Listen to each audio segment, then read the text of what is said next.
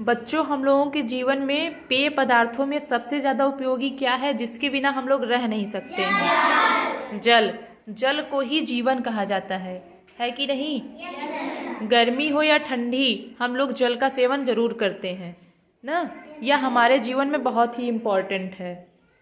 और ये जो जल है, अगर ये शुद्ध ना रहे, उसमें कुछ गंदगी मिल जाए, बहुत सारे घुलनशील जो पदार्थ होते हैं जो कि जल में मिलने के बाद उस पर हमारे ऊपर बहुत बुरा असर करते हैं, तो फिर ये इस जल में कुछ गंदगी मिल जाए तो उसको क्या कहा जाता है? जो अपशिष्ट पदार्थ होते हैं जो हानिकारक होते हैं, अगर ये जल में मिल जाए तो कहा जाता है जल प्रदूषण।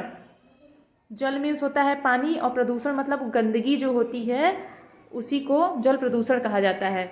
जल में जो हानिकारक पदार्थ होते हैं उनका मिल जाना ही जल प्रदूषण कहलाता है। ठीक है, तो आप लोग बताइए कि जल कैसे प्रदूषित होता है? पानी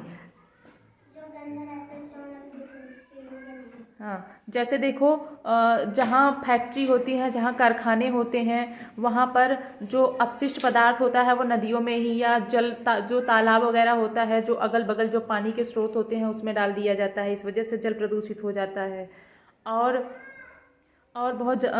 आजकल कृषि कार्य में जो उपज है, जो फसल को ज़्यादा से ज़्यादा फसल उगाने के लिए कीटनाशक पदार्थ उसमें डालते हैं ना।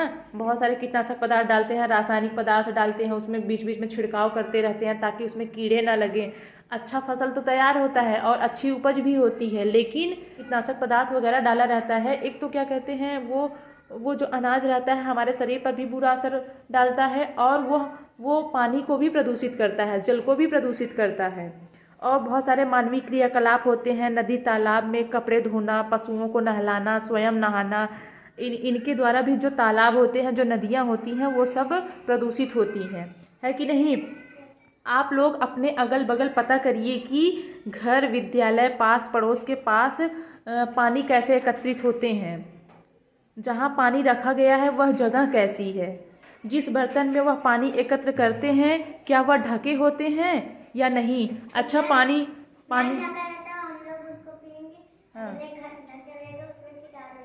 हाँ, यदि पानी का बर्तन नहीं ढका होता है तो उसमें पानी कैसा दिखता है? क्या आप ऐसा पानी पीना पसंद करेंगे? नहीं करेंगे ना, क्योंकि ऐसा जो पानी होता है उसमें रोग फैलाने वाले कीटाणु होते हैं जो पानी को दूषित कर देते हैं।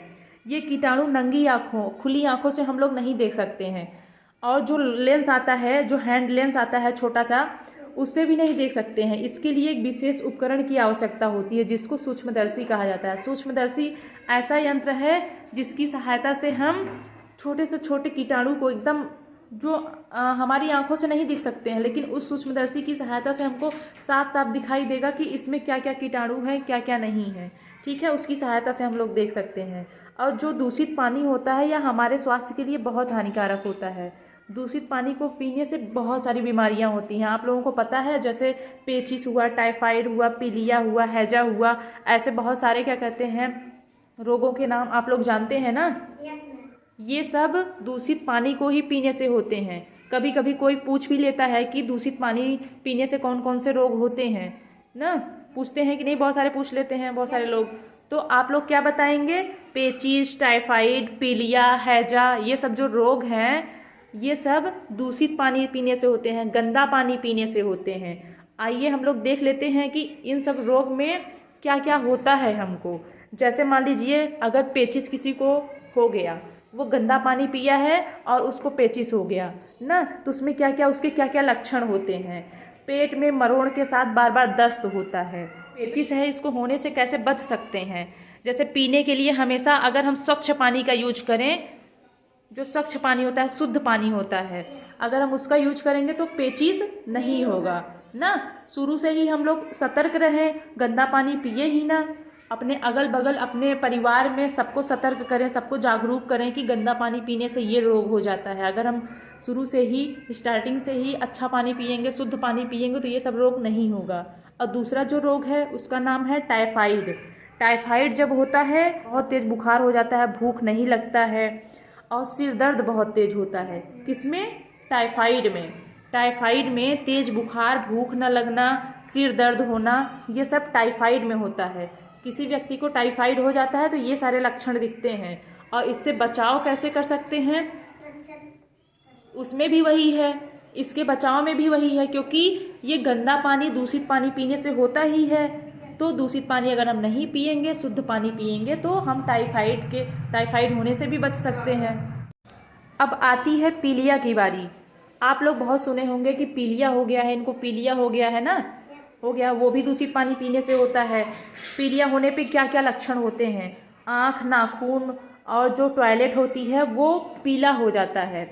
और इसके उपाय वही है जो सबके हैं, शुद्ध पानी पीना। अब लास्ट में आता है हैजा। हैजा पहले के ज़माने में जब हैजा फैलता था, गांव का गांव साफ हो जाता था। जैसे कोरोना आप लोग देख रहे हैं, इतना सब डर गए थे, इतना विकराल रूप क्या कहते हैं पकड़ा हुआ है कोरोना। ऐसे पहले जब हैजा आता था, गांव का गांव, जिस गांव में 1 लोगों को 2 लोगों को हो जाता था, गांव का गांव साफ हो जाता था हैजा होने पे।